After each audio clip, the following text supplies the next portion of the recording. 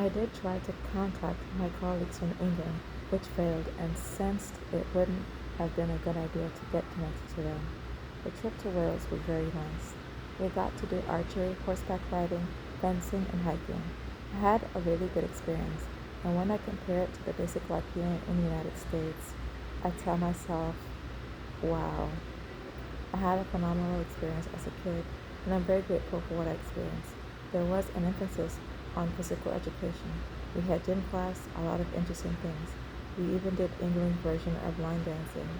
I got to dance with the boys in class 9. In middle school, we had competitions with other schools in regard to sports like swimming and running matches with other schools oftentimes held during school hours. And as I would like to reiterate, this took place during school hours or not after school. For running, we would go to the park that was located about a mile from school.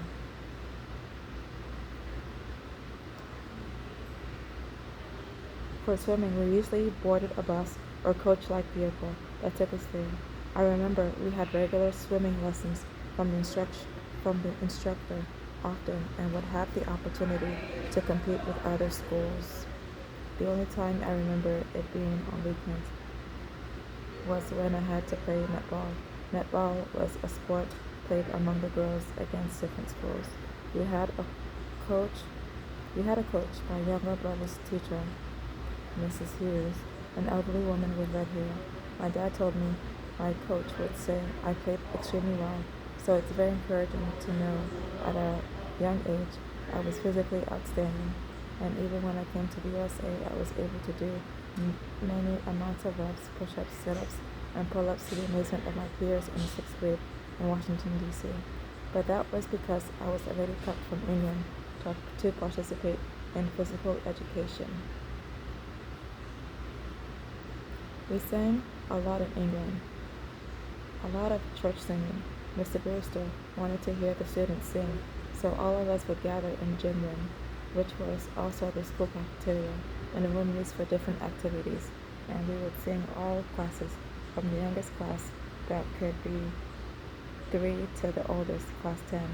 I remember as a kid, we went to church a lot with the entire school. I remember going through the process to start taking Holy Communion. When I think about childhood, I just have a lot of fond memories. I like what a friend posted on Facebook. Don't worry about what others say or think. Keep your eyes on Jesus and His plans for your life. They don't need to understand it. Their path is set by God and all the things she had put on there. Am I now trying to win the approval of men or God, or am I trying to please men?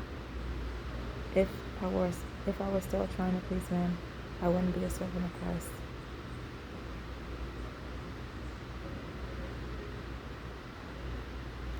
If I was still trying to please men, I wouldn't be a servant of God. I liked her message. It resonated with a lot of things. I thought about a lot of things. Acceptance. In Nigeria, I was accepted even though I just came from America.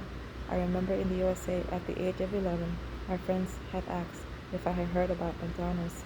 I remember a peer from the 6th grade telling me I needed to use a deodorant because my armpits began to stink. I started using my mom's deodorant. I remember singing Vanilla Ice song. It was a popular song in 1991 in England when I was last there, and being laughed at because I sang it in front of my friends, because it was not the song to be singing among the black, Spanish, white kids I went to Catholic school with.